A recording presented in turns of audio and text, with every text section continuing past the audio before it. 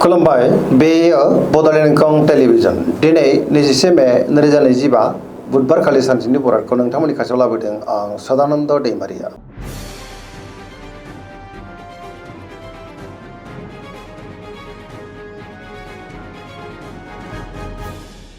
सिगां फरायनो लादों मेष राशि गिबि हांखो अ ल दिनैनि साना जोबोर मोजां गोसोनि साननायफोरा दिनै मोगथाङा जाफुंनोबो हागौ। गावनि गोसोनि साननायखौ दिनै गुबुननो फोरमायनोबो हागोन। सुथुरखौ गोरलैयैनो फेजेननोबो हागोन। बहाबा हान्थियोब्ला दिनै जोबोर मोजां आरो मोजाङैनो हान्थिनोबो हागोन। मावनो लानाय खामानिफ्राबो गोरलैयैनो मावफुंजानो हागौ। गोसोआ दिनै जोबोर खुसि जागोन। देहाया मोजाङैनो थागोन। रांखावरियाव मोजां होनजायो। बेफार फालांगियावबो दिनै जोबोर मोजां मुलाम्फा मोननो हागोन।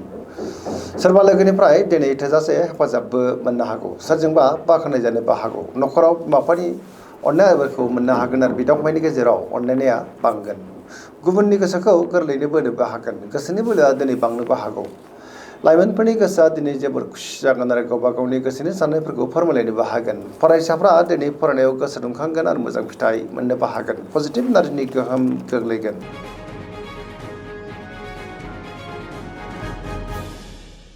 वृष राशि गिबि हांखो इ उ ब दिनैनि साना जोबोर मोजां गोदान खामानियाव आखाइ होजेननो हागोन। गोथों आरो गोग्गो साननो रोंगोन। गियाननि आंखाल जानाय नङा। मोनफ्रोमबो खामानिखौनो दिनै गोरलैयैनो मावफुंनोबो हागोन। गोबां मोजां खाबुबो दिनै मोननो हागौ।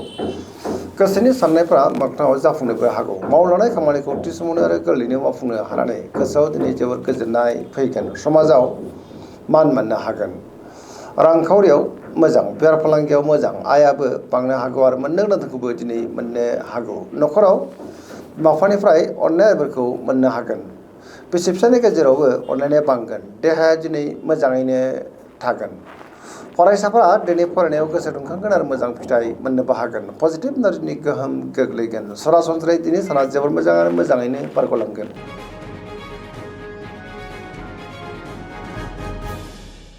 मिथुन राशि गिबि हांखो क स दिनैनि साना मोजां आरो गाज्रिनि गेजेरजोंनो बाबेनलांनो हागौ। गोसोआव गोनो गोथो साननायबो फैनो हागौ। गावनि गोसोनि साननायफोरखौ दिनै गुबुननो फोरमायनो गोब्राब जागोन। बहाबा हान्थियोब्ला दिनै लामा सामायाव सांग्रां जानांगोन।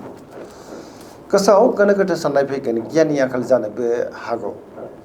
देहाया मोजाङै थागोन। अब्लाबो नाथाय जानाय लोंनायाव सांग्रां जानांगोन। रांखावरियाव मोजां बेफार फालांगियावबो मोजां होनजायो। समाजाव मानहानि जानांनोबो हागौ। गोसोनि साननायफोरखौ दिनै गुबुननो फोरमायनो गोब्राब जागोन। माबा नङा मोनसे जेंनाजों मोगा मोगि जानांनोबो हागौ। सुथुरनि गाज्रि नोजोर थानोबो हागौ। लाइमोनफ्रा गावबा गावनि गोसोनि साननायफोरखौ फोरमायलायनो हायोब्लाबो माबा नङा मोनसे गोरोन्थि जालांनोबो हागौ आरो नेगेटिभ एनार्जिनि गोहोमबो खोख्लैनो हागौ। मोनफ्रोमबो बिथिङावनो दिनै सांग्रां जानाया गाहाम।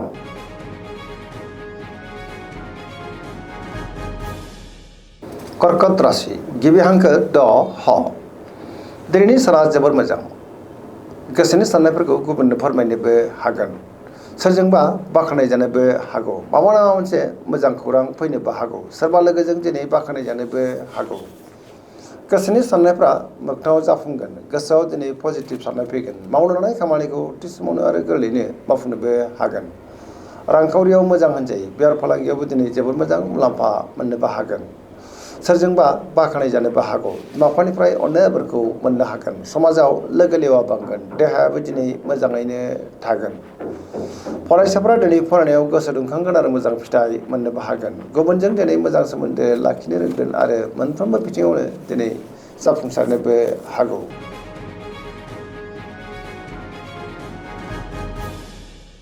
सिंह राशि गिबि हांखो म थ दिनैनि साना मोजां आरो गाज्रिनि गेजेरजोंनो बाबेनलांनो हागौ। गोसोआव गोनो गोथो साननायबो फैनो हागौ। गावनि गोसोनि साननायफोरखौ दिनै गुबुननो फोरमायनो गोब्राब जागोन। माबा नङा मोनसे जेंनाजों मोगा मोगि जानांनोबो हागौ। सोरबा लोगोनिफ्राय हरखाबै गाज्रि खौरांबो फैनो हागौ। बहाबा दावबायोब्ला दिनै लामा सामायाव सांग्रां जानांगोन। गुबुननि थाखाय दिनै नाङा फाङा जेंनायाव गोग्लैनांनोबो हागौ। रांखावरियाव मोजां बेफार फालांगियावबो दिनै मोजां होनजायो। गोसोनि साननायखौ गुबुननो फोरमायनो हायोब्लाबो माबा नङा मोनसे जेंनायाव गोग्लैनांनोबो हागौ। न'खराव बिसि फिसायनि गेजेराव एना एनिबो फैनो हागौ। गोसोनि साननायफ्रा दिनै गोरोबलायाबो जानो हागौ।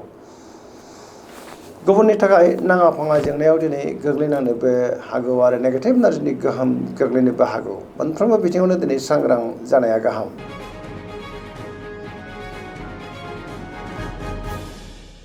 कन्या राशि गिबि हांखो प ट। दिनैनि साना जोबोर मोजां।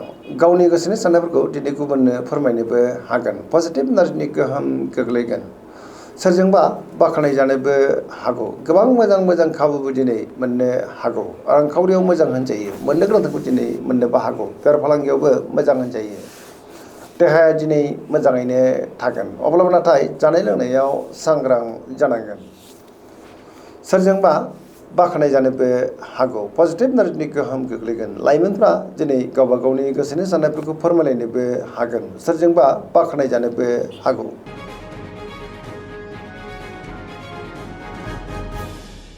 तुला राशि गिबि हांखो र थ। दिनैनि साना जोबोर मोजां। गोबां मोजां खाबु दिनै मोननोबो हागौ। गोसोआव गोथों आरो गोग्गो साननाय फैगोन। गियाननि आंखाल जानाय नङा। मावलांनाय खामानिखौ दिनै थि समावनो आरो गोरलैनो मावफुंनोबो हागौ। देहाया दिनै मोजाङैनो थागोन। बहाबा हान्थिनो एबा दावबायनो खाबु मोननो हागौ आरो मोजाङैनो हान्थिनोबो हागोन। न'खराव बिसि-फिसायनि गेजेराव अननानै फैगोन। समाजाव मान मोनगोन।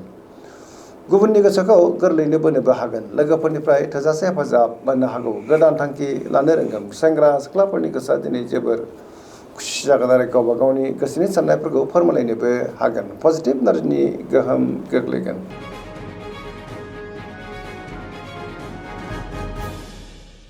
वृश्चिक राशि गिबि हांखो न स।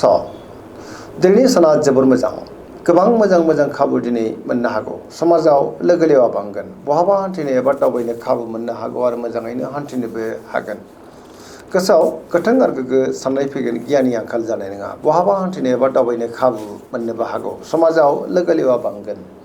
सोरबा गोजाम लोगोजों दिनै बहाबा लोगो मोनज्लायनानै गोसोआ दिनै जोबोर खुसि जागोन। मावनो लानाय खामानिखौ थि समावनो आरो गोरलैनो मावफुंनोबो हागोन। गुबुननिफ्रायबो थोजासे हेफाजाब मोननो हागौ। गोसोनि साननायफ्रा दिनै मोगथाङाव जाफुंनोबो हागौ। गोसोनि बोलोआ बांगोन। समाजाव बयजोंबो मान होजागोन।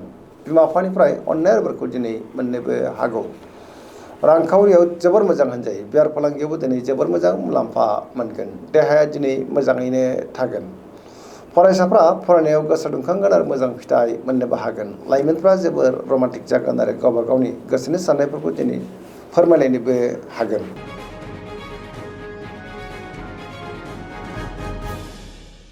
धनु राशि गिबि हांखो ध फ भ।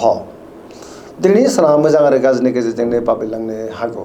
गावनि गोसोनि साननायफोरखौ दिनै गुबुननो फोरमायनो गोब्राब जागोन। गोसोआव गोनो गोथो साननायबो फैगोन। गियाननि आंखाल जानो हागौ। मावनो हानाय खामानिफ्रा मावफुंनो हायोब्लाबो माबा नङा मोनसे हेंथा फैनोबो हागौ।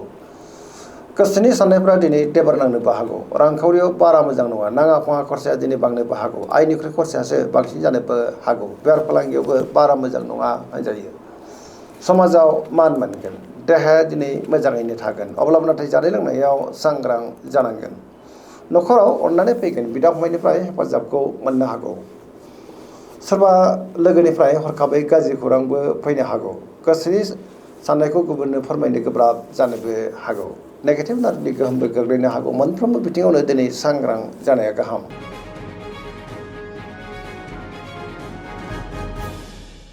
मकर राशि गिबि हांखो ख ज।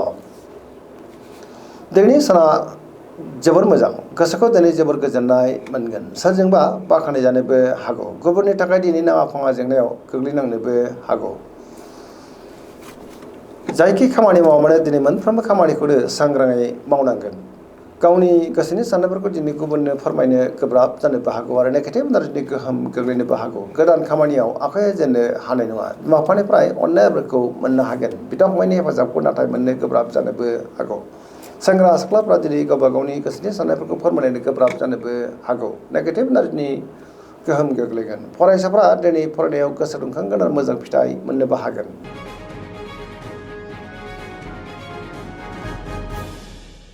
कुम्भ राशि गिबि हांखो ग स। दिनैनि साना मोजां आरो गाज्रिनि गेजेरजोंनो बाबेलांनो हागौ। गोसोआव गोनो गोथो साननायबो फैनो हागौ। गावनि गोसोनि साननायफोरखौ दिनै गुबुननो फोरमायनो गोब्राब जागोन। माबा नङा मोनसे जेंनाजों मोगा-मोगि जानांनोबो हागौ। बहाबा हान्थियोब्ला दिनै लामा सामायाव सांग्रां जानांगोन। रांखावरियाव मोजां होनजायो। अब्लाबो नाथाय खरसायाबो बांनो हागौ। बेफार फालांगियाव मोजां। न'खराव बिसि फिसायनि गेजेराव एना एनिबो फैनो हागौ गोसोनि साननायफ्रा दिनै गोरोबलायाबो जानो हागौ बहाबा दावबायनो बा हान्थिनो खाबु मोनगोन अब्लाबो नाथाय लामा सामायाव सांग्रां जानांगोन नेगेटिभ एनार्जिनि गोहोम गोग्लैनोबो हागौ।